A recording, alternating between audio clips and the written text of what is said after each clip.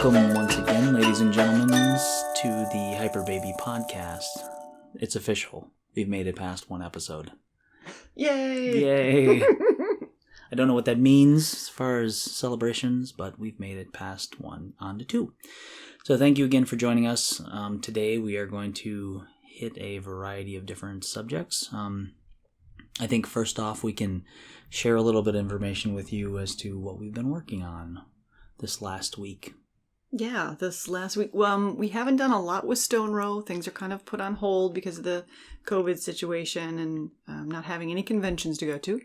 But we did get a chance to meet with our collaborator for Wheel of Cheese Adventures. And I think we have kind of an exciting next step for you guys. We want to try to develop some things we can share with you more routinely instead of just keep telling you we're going to come up with these great campaigns that, might take a month or two to get out there. Yeah, hopefully something fun and something interactive that we can share, and we'd really like to start putting some smiles on some faces because we know that the weight and the stress is affecting everybody, so we'd like to do something about that. So hopefully soon, we maybe in the next week or two, we'll have something out with our friend Aaron Maniszewski to show off our chops. Yeah, I think that'll be fun. Yeah. Otherwise, business as usual. Just doing the day job and trying to create when you get time. Yeah, we're doing a lot of writing, actually. The experimental adventures that we're creating have no longer... I don't think you could label them experimental anymore. They're official, but they're very time-consuming, especially for me. Amy's stacked for time because she's just busy with everything and with our wonderful little baby, but I'm busy with work and a variety of other things, but I'm learning how to write as I go, which is challenging and wonderful and horrifying and all those feelings wrapped together. So I'm really excited to share something eventually with you guys. So hopefully it won't be too long. Yeah. I think we'll be able to give you more information. Next week, actually, we should have our first guest, and I think that's going to be Aaron. Yeah. So we'll get to a chance to really go in depth a little bit more with what we have planned. Aaron, if you're out there, buddy, listening, get ready because we're coming for you. Yes. And be prepared, guys. He is a personal trainer. He's a coach. So he is going to boost our energy levels. Yeah. Like you haven't seen. I'm going to have 2 cups of coffee versus 1. He's a high energy guy, and I can't wait to have him on. We may need a moderator to slow us all down. But until then, for today's show, actually, we were thinking we would do a little bit more of a getting to know you kind of episode. One of our good fans and friends from Stone Row, Steve, suggested that maybe we talk a little bit about ourselves. A little candid insight to the lives of Be prepared to be amazed because... Be prepared to be underwhelmed, actually. We're not that exciting, so... Yeah, well, maybe some of this stuff... Our point in this is maybe to share some things that you all are not aware of, and we will probably share some stuff in the link if it... as far as games, music, and so on and so forth. So... if you get a chance, after we're done spouting all this madness, take a look on the notes of this post. We should have some more information about the things that the answers that we give you. Because we got a bunch of questions for each other. Yeah, we kind of wanted to do this like an interview format. Chris and I are going to interview each other, and you guys are going to learn more than you ever cared to know about us. Yeah, so you ready? Here we go. Amy's going to go first. Thanks. Okay, question number 1, Amy. What games did you like to play when you were a kid? Thank you. So as a kid, my family and I, we played a lot of board games and definitely more card games. We played a lot of cribbage. My dad taught us how to play that. He also taught us how to play chess. I should correct that. He taught us how to lose at chess a lot. Yeah. So we were a big gaming family. We actually played Dungeons and Dragons with my parents and my mother's side of the family. We played a lot of that. And that kind of started a great love for a fantasy genre and things like that. And we played Melvins, if anybody's familiar. It's kind of a French racing game. And you just have a set of cards that you use. Yeah, Amy actually introduced me to the Melvins game, and I think it's a very very fun, interesting game, and it has influenced some of our developmental stuff that's coming up. So yeah, we kind of used it as a jumping off point for this next card game that we're going to be developing. So we'll see. It won't look a lot like this, but how do you say thank you in French? Merci. Merci. I think. Bon appetit. There you go. So, Chris, what kind of games did you play growing up as a kid? Pretty much anything I could get my hands on. You're listening to an only child, so I had to find ways to occupy my mind that were legal and safe. So I think way back when, we played a lot of the traditional ones like hide and seek and things like that way back. But the one that really sticks out in my head, the board game that everybody was just crazy about when it came out, was Hungry Hungry Hippo. I don't know if you remember, but that one was like, I didn't have it, but a neighborhood friend did, and I would do anything to get my way over there. Isn't that great? There's always that one game someone has, and you would just do anything to. I think for me it was Operation or something. Yep. So yours was Hungry Hungry Hippo. Hungry Hungry Hippo. And I recently saw, I don't know how long ago this was, but I saw a video on, I think it was YouTube, that some old folks' home, the residents were playing an actual live action version where they gave the old people in the wheelchairs like baskets, and they were trying to catch like softballs, and it was like, I think I've seen that. They're like wheeling them on skateboards or something, and they're using laundry baskets to capture. It's great, and it sounds cruel, but they're having a lot of fun. So I definitely highly recommend it if you're in a nursing home out there. Yeah, give it a try, but be careful. Right, that sounds like a lot of fun. Yeah, absolutely. That was really cool. There's one game that I remember you guys played, and we actually have now, is that game Survive? Yeah, it's we have it downstairs. If you aren't familiar, it's basically a 4-person game where you try to escape an exploding island, and there are all sorts of perils on the island, and each turn you get to turn over a piece of the island and potentially sabotage your opponents by dumping their little civilians in the water.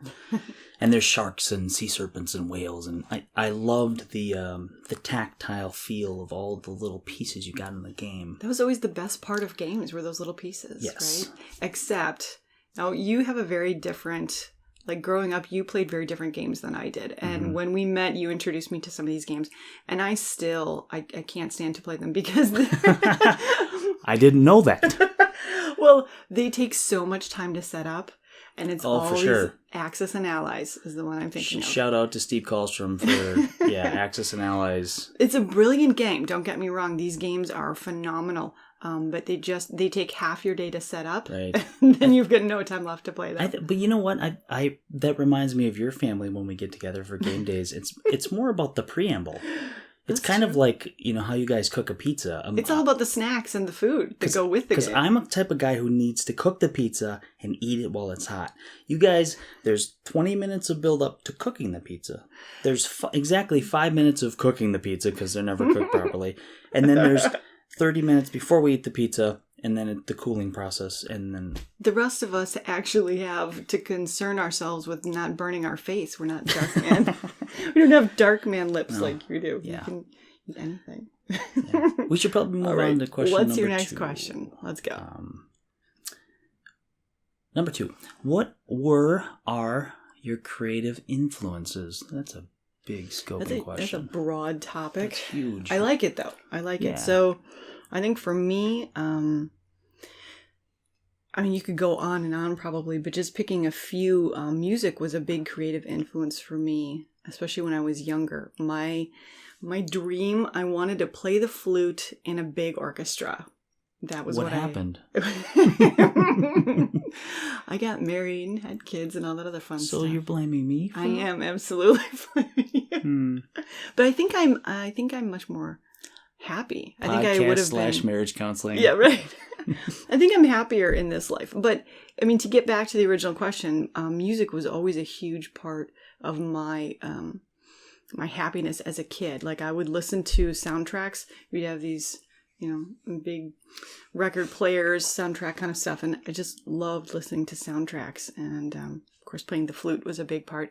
And I was a book reader from way back, so all those old classics, Lord of the Rings and the sci-fi books, graphic novels. So books and music were probably my biggest creative influences growing up. Yeah. What about you? Well, as you know, I'm more of an intuition, emotional kind of guy. So when I create, my mood and my emotion drives a lot of what comes out.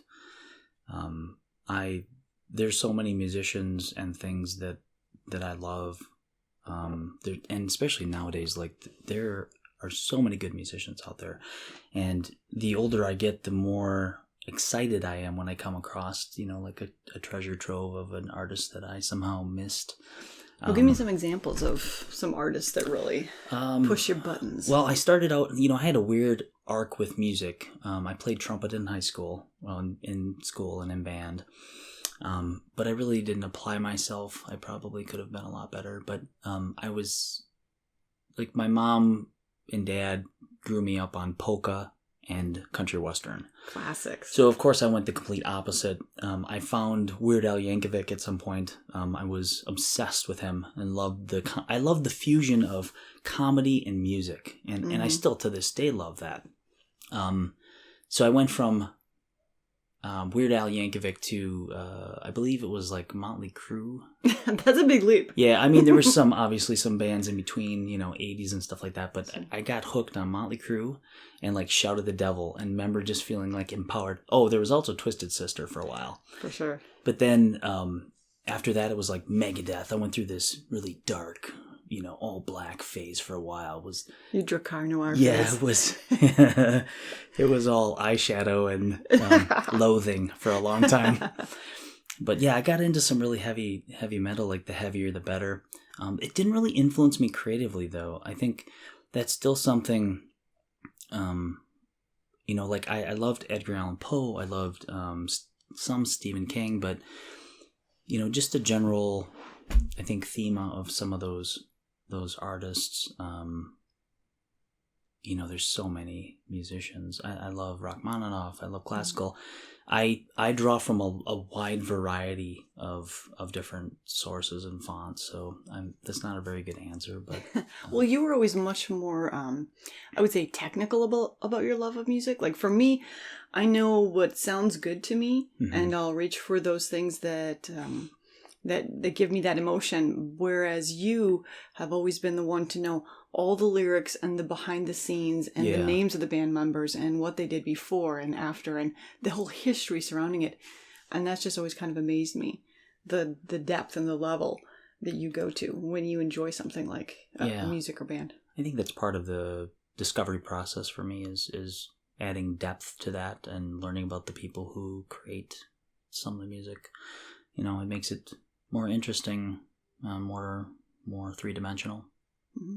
You can enjoy it fully. Actually, and more attainable, too, because when you kind of break it down to the human element and you go, if you look at a big super band like, I don't know, Kiss or somebody like Guns N' Roses, and you start looking at the human element, you're like, well, that's not so, I mean... they're people. They're people, right? Not that I could do that. They're talented, but, it kind of both adds to the allure and demystifies at the same time. Right. At the end of the day, they do a lot of things that are just like you and I. Right. They're not. Right. Yeah.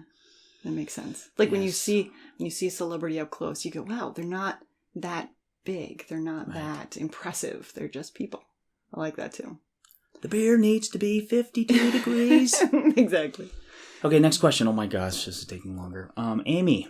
Yes. Ooh. Why now, and why try to do the impossible so late in the game? Why now, as in why are we doing what we're doing? Why are we doing what? I think for me, the reason why I'm doing this now is because I feel like I should have done it 20 years ago. When I look back and I think, man, if I had started doing what I'm doing now. Again, that's about when we got married. Oh, you're right, it is. If I look back and I say, man, if I had just started this stuff then, where would I be now? Right. And that could go two ways. It could make you depressed and make you stop trying. You're like, well, why even, why start? But I know that 20 years in the future, when I'm 60, I'm going to look back on my 40s and go, man, you had a chance, At least you did something. Right. At least give it a try, Yes. Why not? I think we talk about this, we have talked about this quite a bit, that concept of waiting until you're older to enjoy your life, waiting until that mythical retirement to get out there and do the things you enjoy. And I don't want to do that anymore. And I want to do it now. I would have to echo a lot of that sentiment as far as that answer. But it almost seems like sometimes the further along we go, the more anchored we get in our lives, and the more reason there is for excuse to not do the things that we're passionate about. So I think what you and I are going through is really trying to break the mold at all costs. I mean, we still have 9-to-5 jobs, and we, have to pay the bills like everybody else. But as far as putting precedence on the things that we're passionate about, like Stone Row and like Hyperbaby, we've been putting a lot more emphasis on those things in the last few years. And really, it's really empowering. That's the one thing I would add to your answer is that I do this because it's so empowering. And that's something that, someone who's been doing this for a long time would tell you, absolutely, it's empowering. But you and I were kind of late bloomers, and we had to discover that, through trials and tribulation. Absolutely. One thing I always thought was amazing was we have met throughout our time some folks who are living what you say the dream, right? Some folks who are doing that creative life.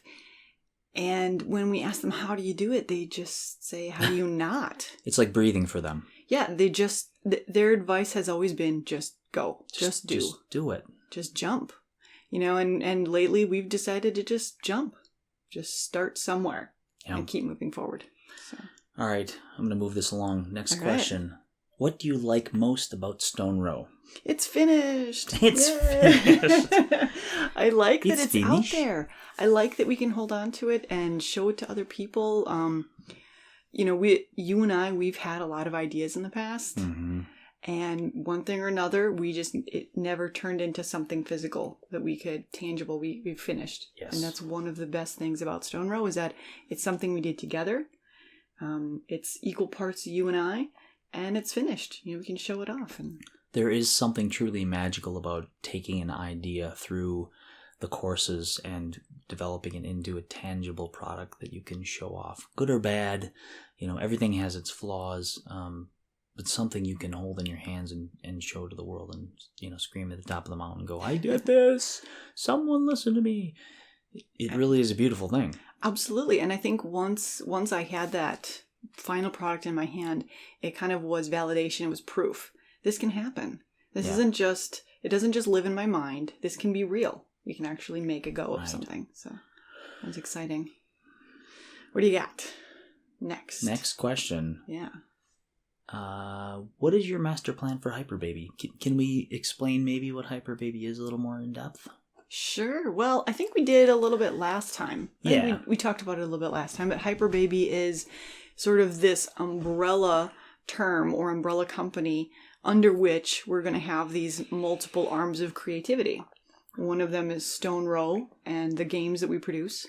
Another is this podcast that you're listening to now. Mm-hmm. And then the Wheel of Cheese Adventures, hopefully other things we're going to be adding to it. Someone's going to eventually finish her novel. No, the novel is finished. It needs to be edited. That doesn't count.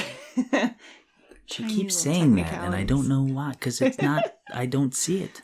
It's going to get I've read it. It's pretty good. I think you're all going to like it. Oh, thanks. But as far as a master plan for Hyperbaby and this, umbrella, I don't know. I don't really work in master plans. Yeah, we don't paint in those colors very well. But I guess the idea, I would love to see Hyperbaby to be kind of this home for all of our creative endeavors. And not just ours, but a place where other people can come and be creative. A place where we can collaborate with other musicians and artists and writers together, under one name. Yeah, and I feel very, very similar about that.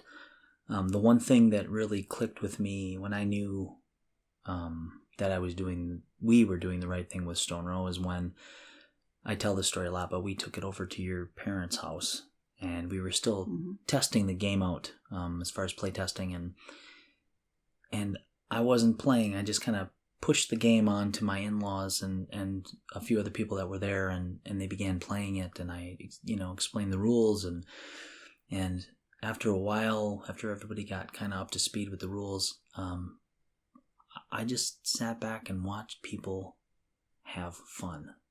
Like they were laughing, they were sharing a moment. And it really hit me very strongly. It was like, I helped create this thing that these people, that is a catalyst for these people having a moment in their lives that they'll remember. And that to me is really what I want for my games, for my creative processes, is to be that catalyst for people to create memories and have good times and just make life better, because there's enough stuff out there that does the opposite. We all have enough stress. We all have enough, bullshit. And I think that whatever we can do that comes out of Hyperbaby to make people's lives better, that is really what I want. That's your master plan. That's my master plan. I like that. Yes. That sounds good. All right. I think we just end the podcast right now. After that, it can't get any better. Can't get any. Okay, number 6. What is the best advice someone has given you so far? For me, actually, and this isn't something, I should say, this isn't advice that someone specifically gave me, but it's advice that I've heard. Chris and I, we watch a lot of different inspirational people speak and other creatives. And a while back, Chris was watching videos by Casey Neistat. And one thing he said just really stuck in my mind. And I tell it to our girls many times. And what it is, basically, Casey Neistat sort of put his hands up across from each other about a foot apart. And he said, one hand is where you are right now, and the other is your success. And the only thing between the two is just a lot of work. And breaking it down like that, making it's not such a mountain. It's just a lot of work. It is. That's really the only thing between you and success, just getting out there and doing it, And another component of that's hidden in that space between your hands is time. That's something that I think, talking to the point earlier about when you get older, it's harder to pull up that anchor of your life. That's part of our thing we struggle with now is time, because as you get older, more people depend on you. You have more skills. You have a family. You have things that drive your life. And each one of those takes time. So really the balance, the challenge for us is to really cement that time because you spend so much of your time catering to those other facets of your life. By the time you get to you time, you're exhausted, right? You're tired. Absolutely. So I think that's the trick. If you can stay efficient in that time, even though the window gets smaller and smaller, and that's where that passion comes through. You're like, I got to get up at 5 o'clock in the morning to work on Stone Row. Right. I don't want to do that. I'm not feeling it today. Well, you got to show up anyway. You got to show up. It's not always going to be the best. You're not always going to produce your A game, but if you show up every day, it will happen. Yeah, consistency is a huge part of it. So what would you say is the best advice someone's ever given you?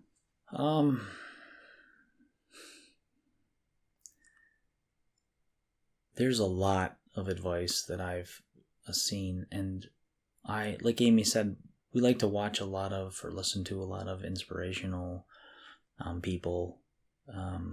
But over the years, we've learned that it's okay to cherry pick like what you want. You don't have to follow any one guru to the end of the earth. Like that to me is my secret. I think there's hundreds, if not thousands of people out there with good advice, but it's up to you to be the catalyst to determine if that fits into your life and if it sticks with you. Like with what you said about Casey Neistat. I couldn't tell you anything else that he said, really. I mean, I know that he has some really good advice on, getting popular online and things like that, because that's his shtick, right? But I couldn't give you the 1, 2, 3s of it. But if you pull one thing from 1,000 people and it works for you, that will make you a really successful person, or you'll have a good handbook to follow. The one I really that stays with me is the spaghetti theory. I was told a long time ago that a gentleman that I was inquiring about, he did like motivational speeches, and he came to one of the places I used to work at, And after the show, I kind of cornered him, and it was just me and him. And I'm like, I have so many questions for you. Like, how did you get into this? Like, how did this start? Like, blah, blah, blah, blah, blah. And pretty much he told me that he didn't really know what he was doing when he started either. But he knew that he didn't want to be working 9 to 5 forever. And he was an artist by trade, so he wanted to do that. And he had a few other skills, and his wife was a good web designer and things like that, and into sales. So they tried the spaghetti theory.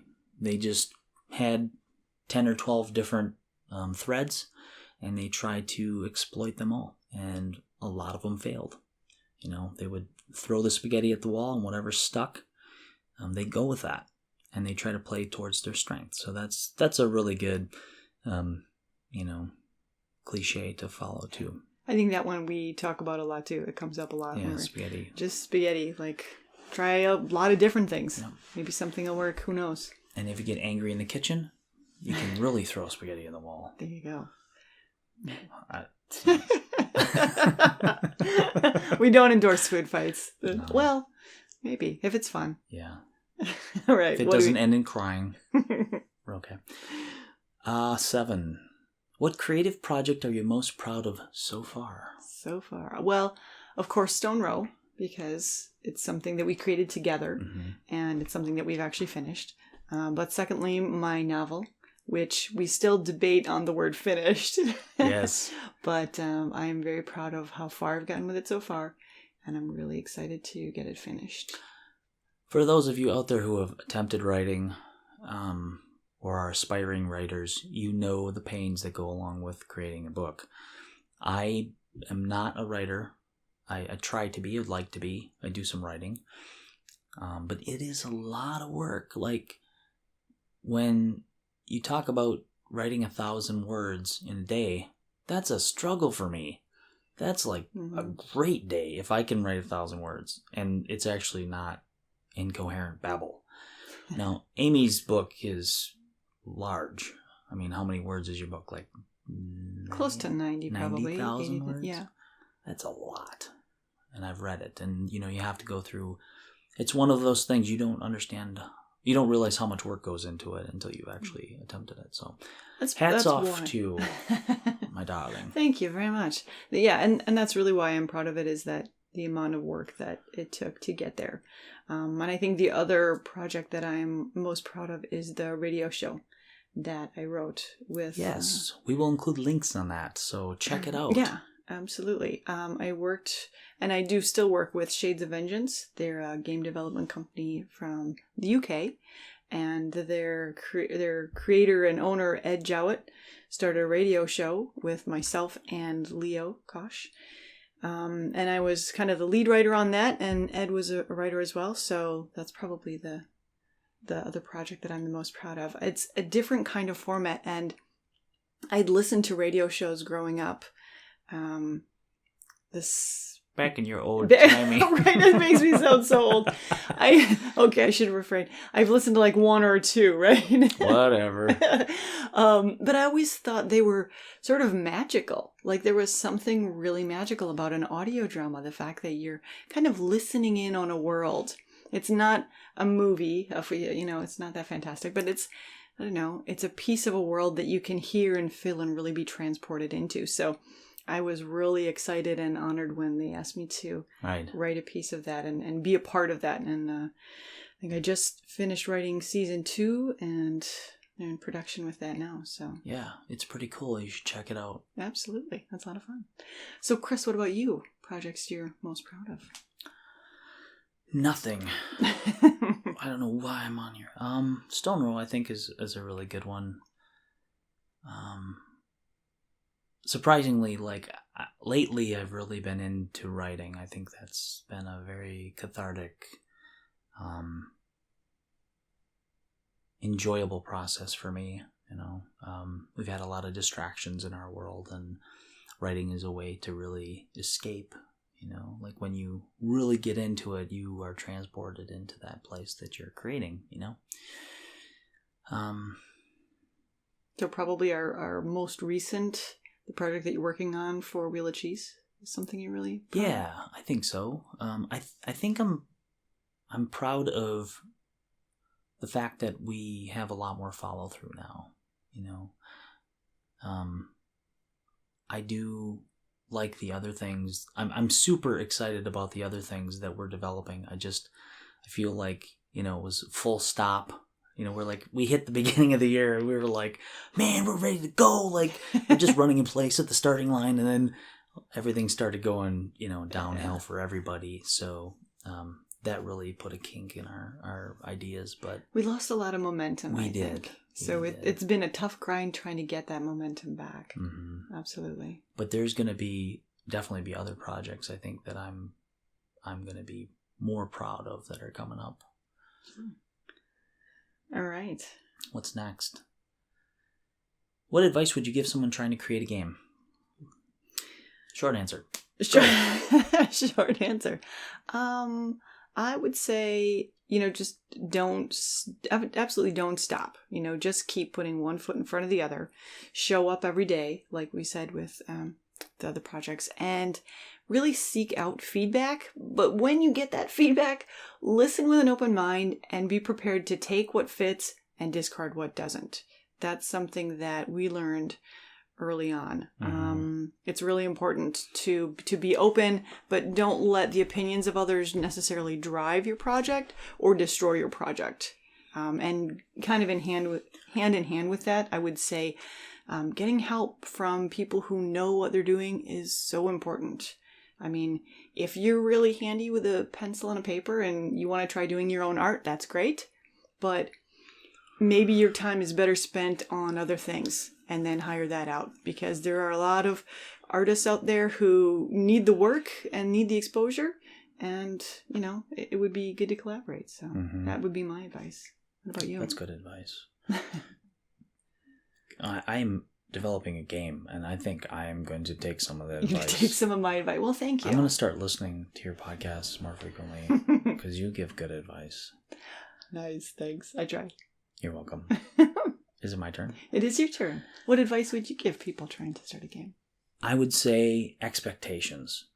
Start with expectations of yourself.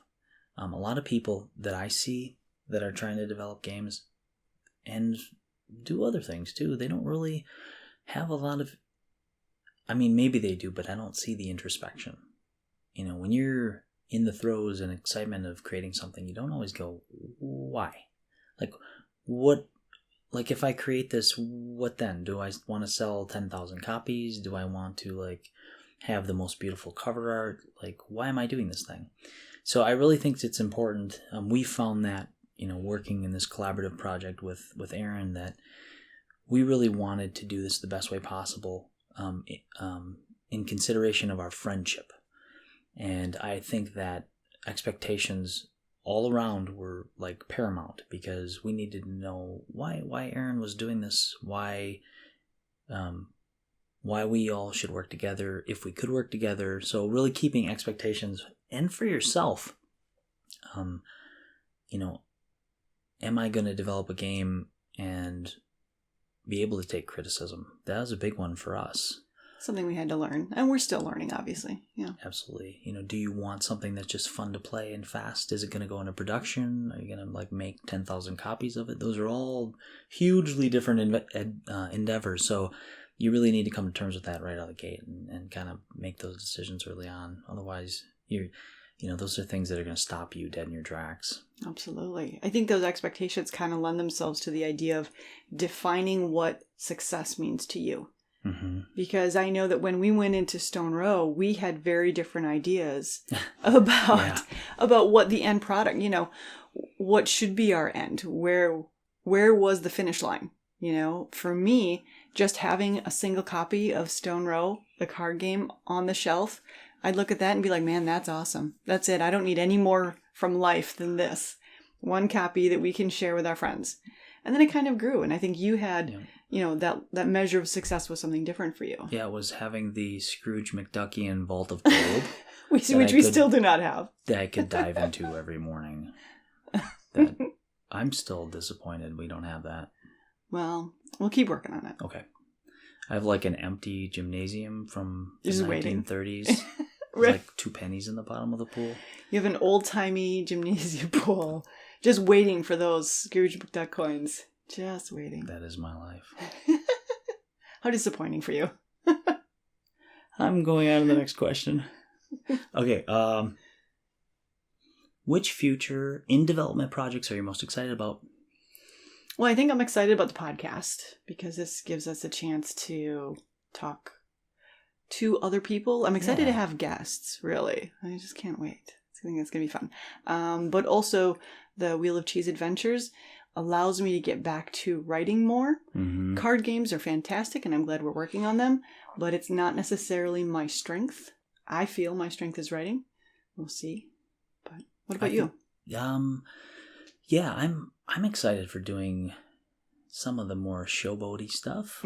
I mean, you know me. That sounds about right. You big show off. I keep trying to get Amy to write a little sketch for her and I to voice act, because I really want to voice act and do something on the podcast so everybody can listen in and be scared and run away. But you have fantastic voices. I think it would be a lot of fun.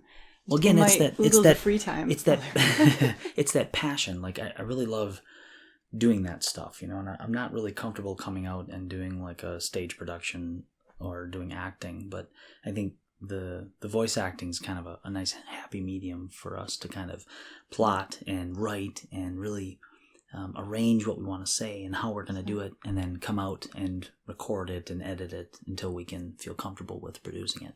Absolutely. It's a little bit of that radio show. Yeah. You know. But I'm excited about Failure to Launch too. I think that's going to be a really fun game.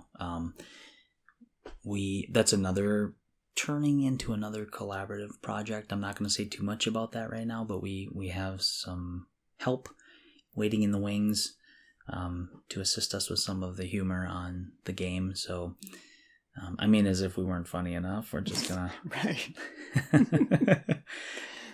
get some more help on being funny. We're so lame. We're so lame. Help us be funny. Dad jokes and you know, it's all puns. That's all we got. We need help. But I mean, there's a lot I'm excited about, a lot, and there's just not enough time to work on it all. So that's my answer. Good answer. I'll shut up now. 10.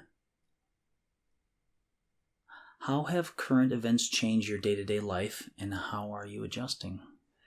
I would say that when word came out about COVID-19 and how there was going to be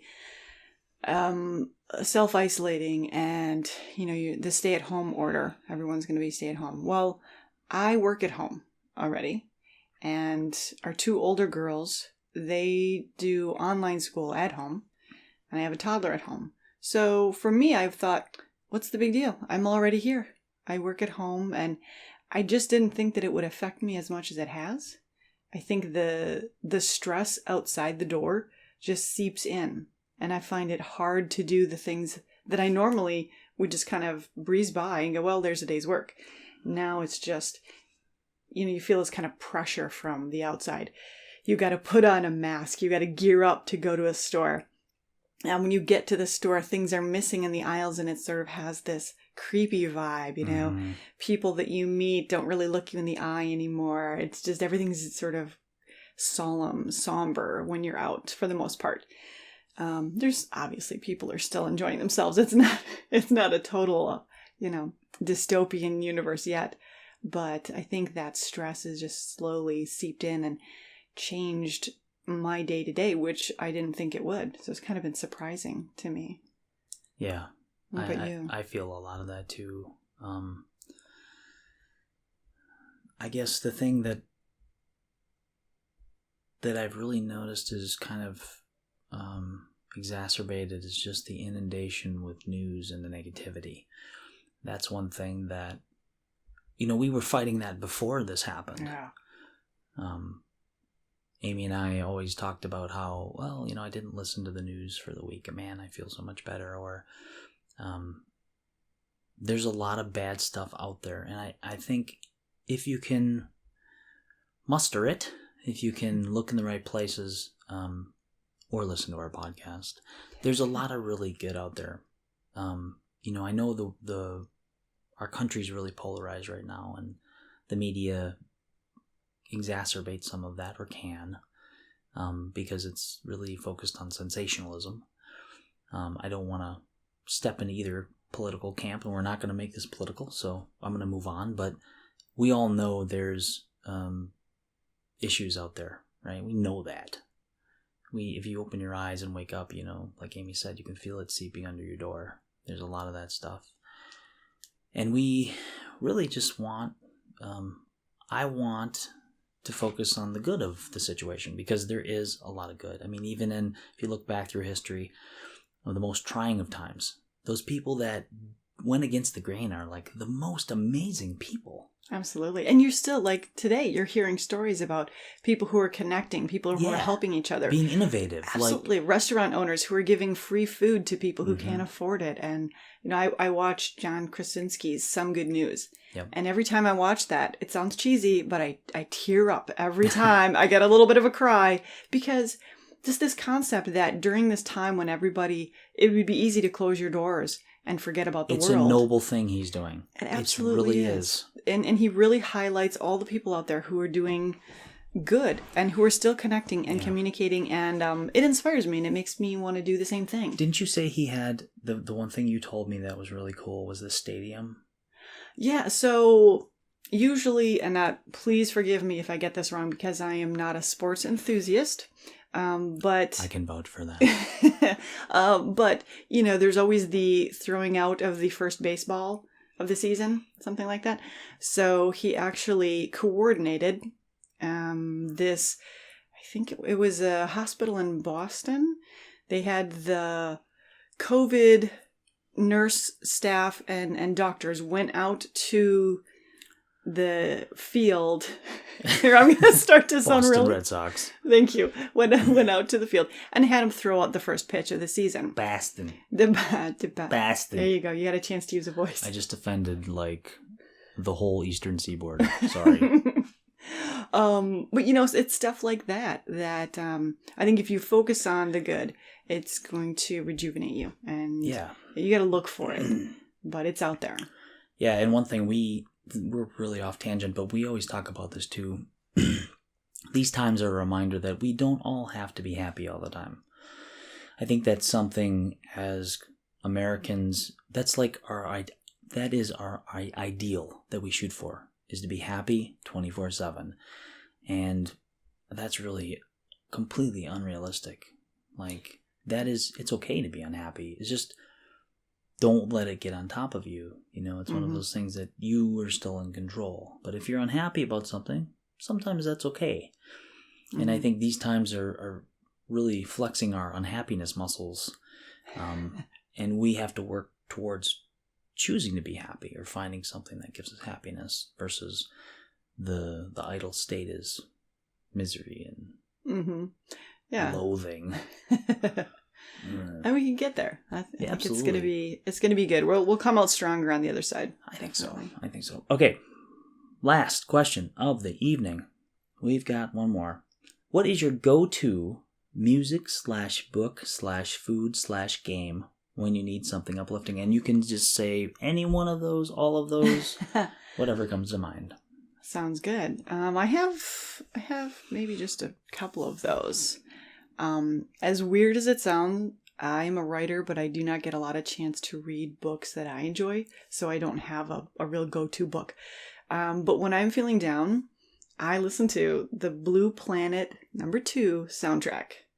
And I don't know what it is about that music, but it just it transports me. It's beautiful and magical. And I listen to it when I write sometimes. And even if I'm just feeling in a bad mood, I don't know what it is about that music, but it's just fabulous. And I will listen to that while I'm having my decaf coffee plus hot cocoa. I make my own. Anything chocolate in the house.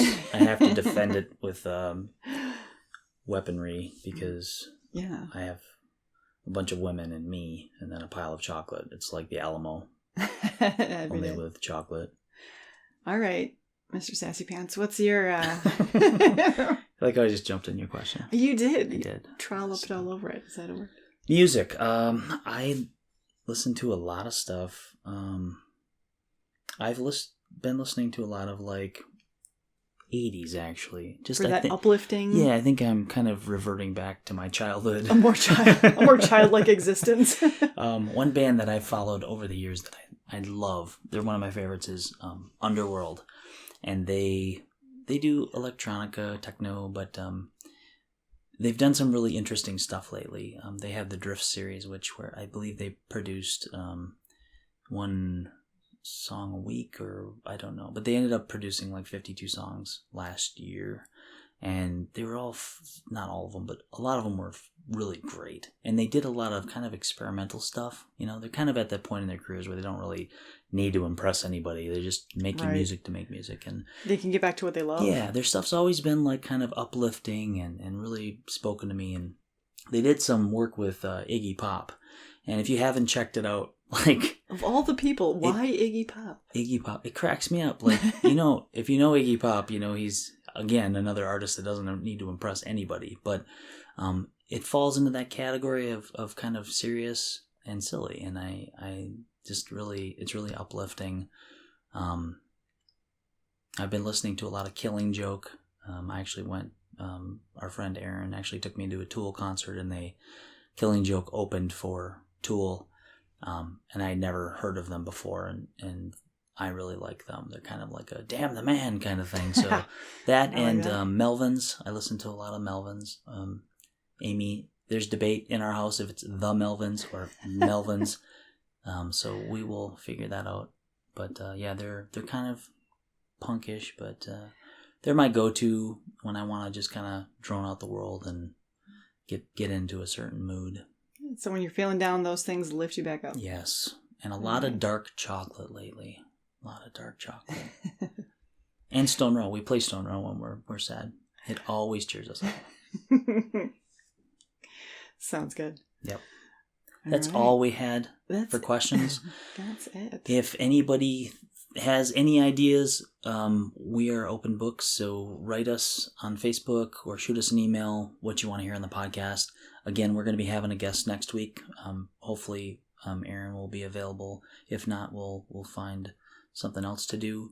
But yeah. Absolutely. We'll try to include as many links as possible to the stuff we talked about. So if you heard something you wanted to check out, hopefully you'll get a chance to. And then we'll see you again in a week or so when we have Aaron and some Wheel of Cheese. Wheel of Cheese. All right. Thanks very much. All right. Come back to fun. Bye-bye.